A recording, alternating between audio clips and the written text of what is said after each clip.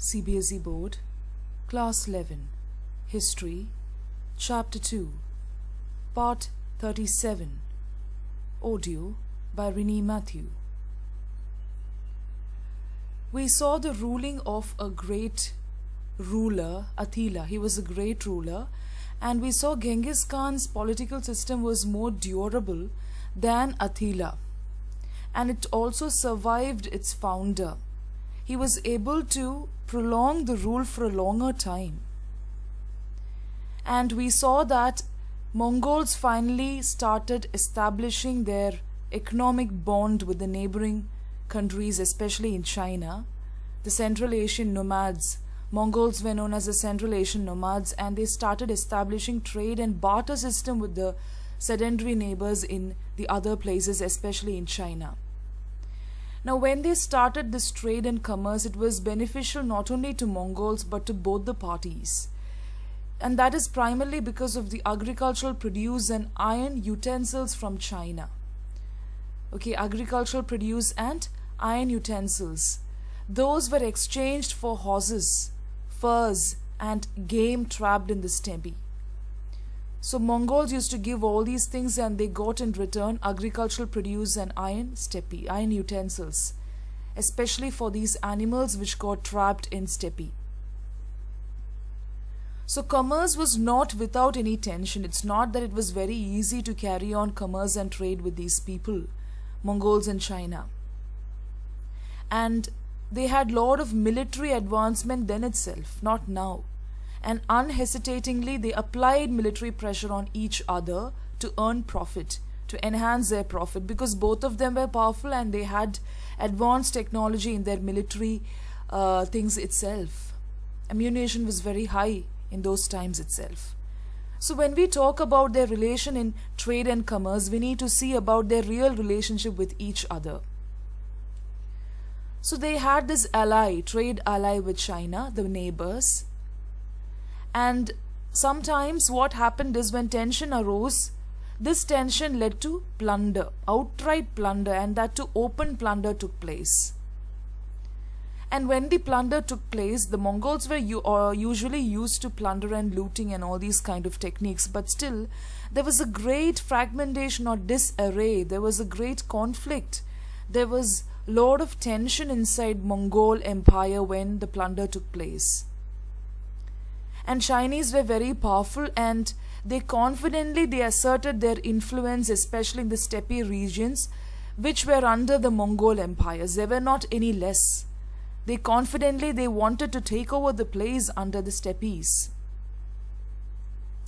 And what happened is, this particular frontier wars, this kind of war which started with trade, it disintegrated the settled societies. It created tension within the settled societies, and that started debilitating. It started disintegrating. And what happened because of that? It dislocated agriculture. It started plundering cities. Everything was dislocated. Okay? So this was the consequence that the Mongols faced. But nomads, on the other hand, because the nomads were not settled. I'm talking about the settled societies here, the sedentary societies. But what about the nomads? They were not belonging to that particular place already, the frontier zone. Though they were settled there for the time being, it was always temporary, it was not permanent. So they could always retreat away. They had the choice of moving away from the zone of conflict with marginal losses. And the loss for them is very less. You know why? Because nomads will have minimal requirements with them. They have to always keep moving from one place to another. They will not carry everything with them. So with scanty losses, they used to retreat and move away from the zone of conflict. So that was a choice for the nomads, unlike the others who were settled. So throughout the history, when we check the history, and what the historians have given us is that China suffered very badly from nomadic intrusion. And nomads were kind of barbaric in nature, right? But still they had all the techniques with them. So China was suffering from all these things. The intrusion was very high. The nomads will not keep quiet. Especially in the 8th century BC. It was really very high. Okay? So that is how everything starts. So because of the high intrusion from the nomads, especially from the steppe areas, you know what the Chinese did in the 3rd century? They wanted to fortify their place. They were in fear. They wanted some kind of defensive work, and they were very good in construction. So that is how they built the Great Wall of China. It later became a great dramatic visual testament to the disturbance and fear. It was a great visual treatment also, and that was because of the nomadic raids which took place because of the Mongols, especially on the agrarian societies of North China. That is where they used to intrude and disturb, and that is why this particular wall was actually built in the 3rd century. Now we need to see about Genghis Khan. We saw till now that he was a great ruler, he had strategies and how he unified people from different culture and background. We need to go into deep about the career and how Genghis Khan arose to power. Genghis Khan was born sometime around 1162, especially near Onon River in the north of present-day Mongolia. He's from Mongolia, Onon River. His original name was Temujin. His father was Yasuji, and he was a chieftain of the Kiat. He was the main person of the Kiat group of families, and this particular family was related to the Borjigid clan, tribal clan. Okay, so he was a chief person, he was the head of that particular group. His father was murdered at a very early age, okay, and his mother, whose name is Yuelunke, raised Temujin. And Temujin has brothers, even step-brothers, in great hardship. It was not very easy to bring them up after the demise of the father. So the following days after the death of the father was really, it was full of reversals, full of happenings. Temujin, when he was very young itself, he was captured and enslaved. Okay, he was captured as a prisoner. And after his marriage, his wife Borte was kidnapped. She was kidnapped, Temujin, that is Genghis Khan's wife, and he really had to fight to recover her, to get her back.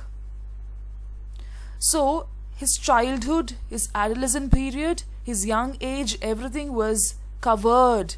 It was immersed in years of hardship.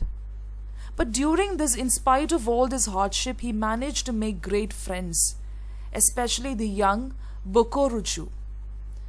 Bokoruchu was the first ally of Temujin. And Bokoruchu was a trusted friend of Temujin also. Another person was also there, Jemuka, that was his blood brother.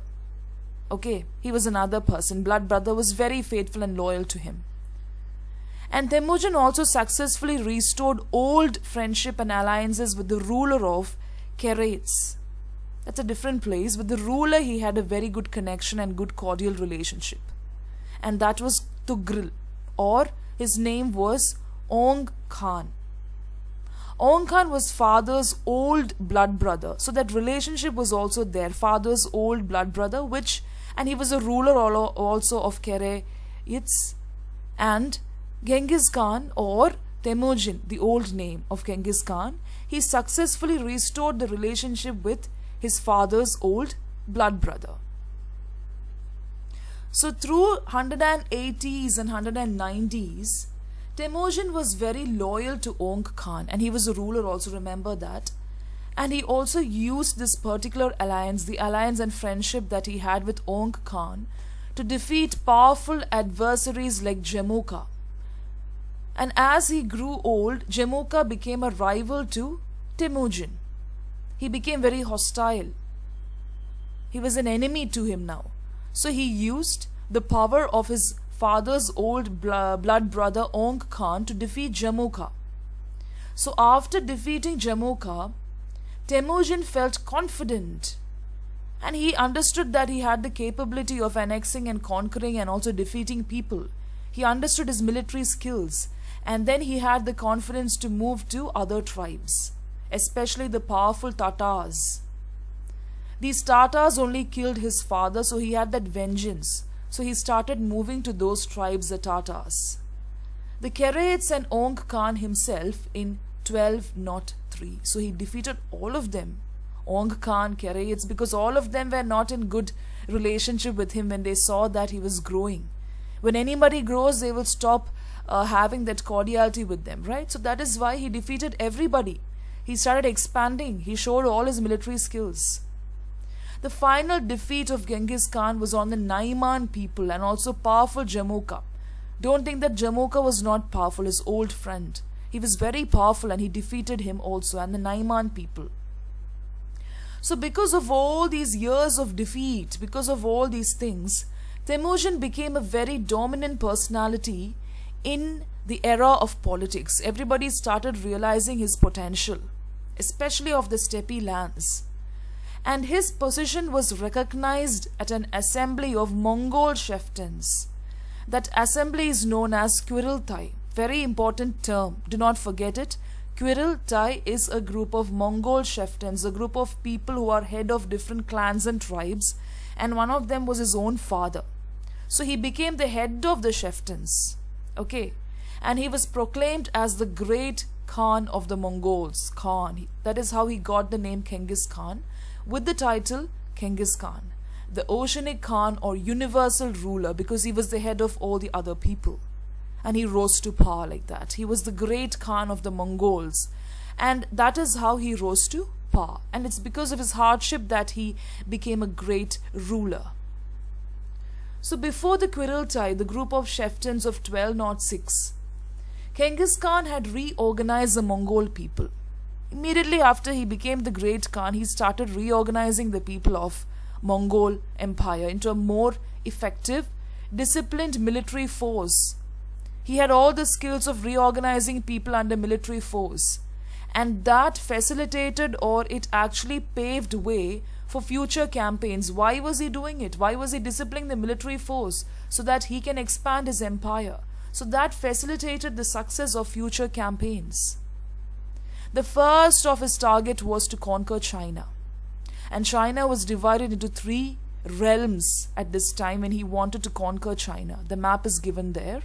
The first one is the Xia people of Tibetan origin. They were from Tibetan origin, Xia people, and they occupied the northwestern provinces. Xia people of China. Then comes the Jurchen, or whose Qin dynasty ruled North China from Peking. From the place called Peking, this whole place was ruled by the Qin dynasty, Jurchen. Then comes the Zhong dynasty, and they control the southern parts of China. So these are the 3 realms, very important point. Xia people of Tibetan origin, Qin dynasty, Sung dynasty. You can take a look at the map also. So look at southern Sing. Okay, northern Sing is there. And northern parts of China was ruled by some other group. So like that it was divided. So it was very easy for Genghis Khan to assert his rule maybe. Let's see how it's going to work out. So by 1209, the Xia were defeated. That is, the people who ruled, which part? They were of tribal origin. They ruled the northwestern provinces. They were successfully and easily defeated. The Great Wall of China was breached. Breached means it had a lot of fissures and gaps. And that was done by Genghis Khan's troop. And Peking was sacked in 1215. That's a place. That was also sacked in 1215. Peking. Alright? And after that, long drawn out battles against the Qin. Next is the Qin dynasty. It continued till 1234. The first part was defeated in 1209. But Genghis Khan was very satisfied with the progress of his campaigns. Because the first part is already defeated, now he is moving to the Qin dynasty. And when he returned to his Mongolian homeland, he was very happy. And he left the military affairs to the region to his subordinates, because by this time he had already trained his subordinates to actually hold over the military affairs. So it was not required for him to be in the war front. Did you understand? So after defeating this particular part, this particular group of people, now what happened is that he actually left all the military affairs to the rest of the people. It continued to 1234. From here it just continued. So after the defeat in 1218 of the Karakita, these people controlled the Tian Shan mountains northwest of China.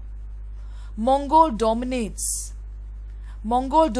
reached the Amudarya and the states of Transoxiana and Khawarizm. So most of the parts of the northwestern part is now captured by Genghis Khan and his group. So northwestern part is finally done. Karakita, who controlled the Tian Shan mountains, all these places were conquered successfully. So that was the power of Genghis Khan's, the way he worked and the way he trained his military commanders to come up, though he was not a part of the war front.